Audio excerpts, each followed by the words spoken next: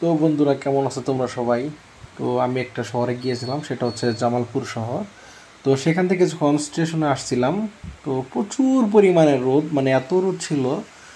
রোদের কারণে আর কি শরীর একটু জ্বালাপোড়াই করতেছিল, ঠিক এরকম একটা রোদ। তো দেখি এক পাশ থেকে আর কি মেঘ হয়ে আসছে, খুবই কালো মেঘ।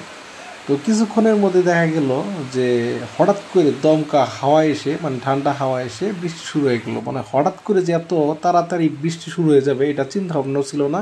মানে কি লেভেলের যে আসলে রোদ ছিল, সেই রোদের বিপরীতে যে এরকম হঠাৎ করে ঠান্ডা বৃষ্টির আবহাওয়া চলে আসবে, আসলেই খুবই মানে বিরল বিরল বলা যায় এটা দৃশ্যটা। তো প্রচুর বৃষ্টি হইল।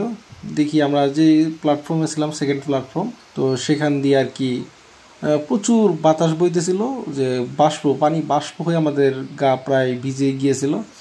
আর গরুর ছোট ছোট বাছুরগুলো যে আছে, বাচ্চাগুলো, তো সেগুলো আশপাশ দিয়ে দৌড়াচ্ছিল। তো আমরা এখনও ট্রেনের অপেক্ষায় ছিলাম যে আমাদের ট্রেন হয়তো কিছুক্ষণের মধ্যেই আসবে, কিন্তু আসলে আসতেছে না।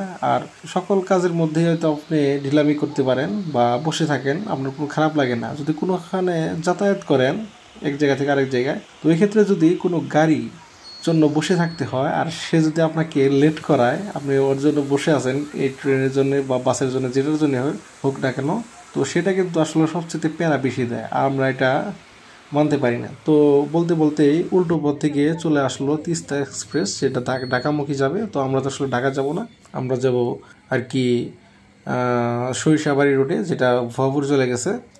ওই ট্রেন সেটা আসবে আর কি অগ্নিবীণা এক্সপ্রেস।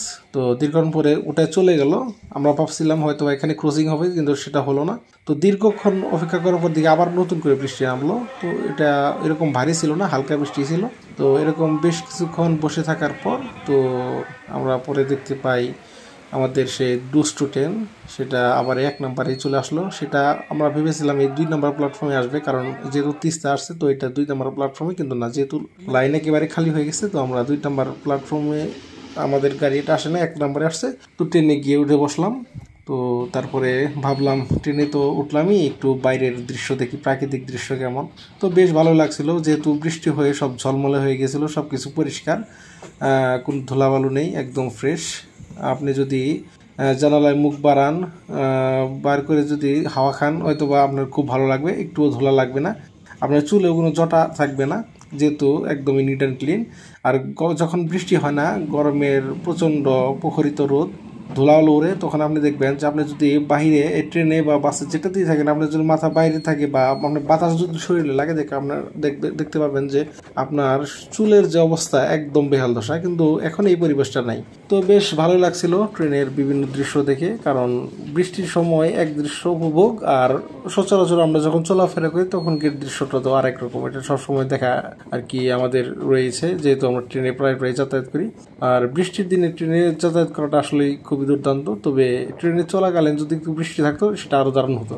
তো সবশেষে আমরা আমাদের গন্তব্যে চলে আসলাম। তো ট্রেন থেকে নামার পর ট্রেন আমাদেরকে বিদায় দিয়ে চলে গেল, আর আমরাও চলে গেলাম আমাদের বাড়ির উদ্দেশ্যে। আজ এই পর্যন্ত, আবারও দেখা হবে।